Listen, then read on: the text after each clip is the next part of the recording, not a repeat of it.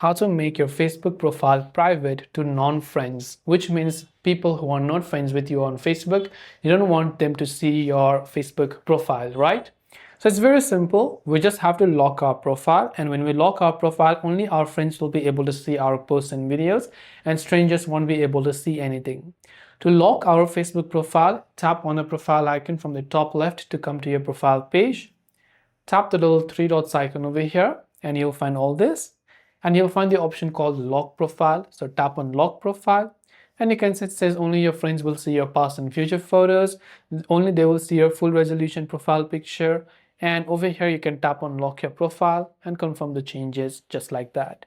So this way you had made your Facebook profile private to non-friends or to strangers on Facebook.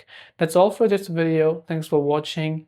And if you have any questions, feel free to leave them down. Thank you for watching and see you in our next video.